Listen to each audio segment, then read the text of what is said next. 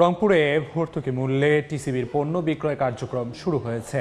এ বিষয়ে বিস্তারিত জানাতে নগরীর জেলা স্কুলের সামনে আছেন সহকর্মী রেদওয়ান হিমেল।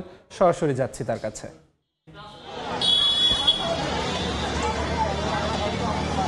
আপনাদেরকে জানিয়ে রাখি, সারা বাংলাদেশের মতো ট্রেডিং কর্পোরেশন অফ বাংলাদেশ যে টিসিবির পণ্য বিক্রি কার্যক্রম সেটা কিন্তু রংপুরের যে 5টি পয়েন্টে শুরু হয়ে গেছে। সকাল 10টায় ঘড়ির কাঁটায় ঠিক সকাল 10টায় শুরু হওয়ার কথা থাকলেও এখন আসলে বাজে ঠিক 11:30।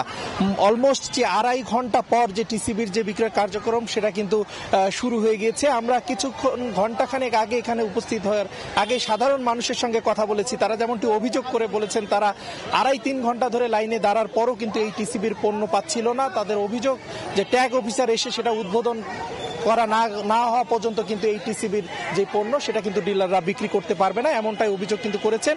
কিন্তু আমরা দেখেছি যে সময় সংবাদের উপস্থিতি টের পাওয়ার পরেই তড়িঘড়ি করে ট্যাগ অফিসার এসে এখানে যে কর্তব্যরত যে পিয়াস এন্টারপ্রাইজ রয়েছেন তাকে বলে কিন্তু আসলে টিসিবির মানুষের ভোগান্তি থেকে দ্রুত করে এই উদ্বোধন তারা শুরু করেন। এবং আমরা একটা বিষয় আসলে দেখেছি যে দীর্ঘদিন পরে এই টিসিবির পণ্য যে বিক্রয় কার্যক্রম সেটা শুরু হওয়ার পরে মানুষের যে আসলে কষ্ট, সেই প্রতিটা বাজারে আমরা দেখেছি নিত্য পণ্যের বাজারে আসলে প্রতিটা পণ্যের যে মূল্য বেশি হওয়ার কারণে মানুষের আসলে এই লম্বা এবং দীর্ঘ লাইন আমরা দেখেছি।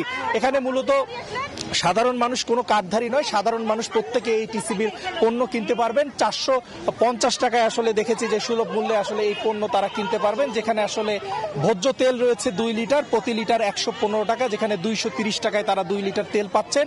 মুসুর ডাল পাচ্ছেন 2 কেজি, প্রতি লিটার 70 টাকা করে 140 টাকায়। এবং চিনি এখানে পাওয়া যাচ্ছে 1 কেজি, প্রতি কেজি 80 টাকা 140 টাকায়।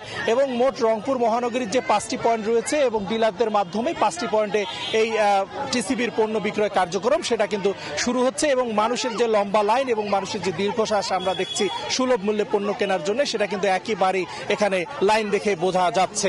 সবকিছু মিলে এই টিসিবির পণ্য বিক্রয় কার্যক্রম নগরীর 5টি পয়েন্টে আজকে অনুষ্ঠিত হচ্ছে। সবকিছু মিলে এই ছিল রংপুর থেকে আমার টিসিবির পণ্য বিক্রি কার্যক্রমের সর্বশেষ তথ্য। রংপুরে টিসিবির পণ্য বিক্রয় কার্যক্রমের সবশেষ জানাচ্ছিলেন সহকর্মী রেদওয়ান হিমেল।